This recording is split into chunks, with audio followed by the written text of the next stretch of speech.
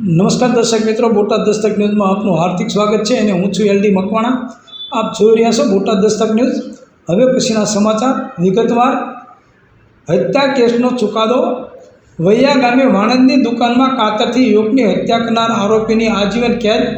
બોટાદ જિલ્લાના બરવાળા તાલુકાના વૈયા ગામમાં થયેલી હત્યાના કેસમાં આરોપીને આજીવન કેદની સજા ફટકારવામાં આવી છે.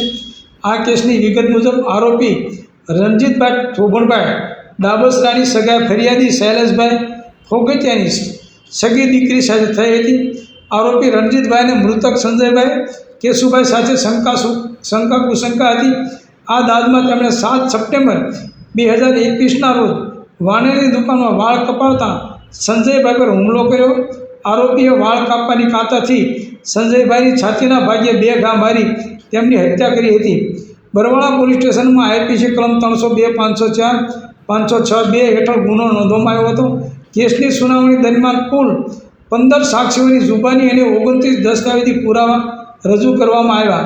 જિલ્લા સરકારી વકીલ KM મકવાણાની દલીલો ધ્યાનમાં લઈને ડિસ્ટ્રિક્ટ એન્ડ સેશન જજ હેમાંગ આર રાવલે આરોપીને આઈપીસી કલમ 302 હેઠળ દોષિત ઠેરવ્યો.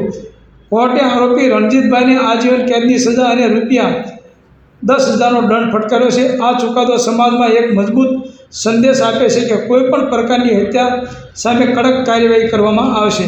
સૌજન્ય દિવ્યા ભાસ્કર, બોટાદ દસ્તક ન્યૂઝ, LD મકવાણા, બોટાદ.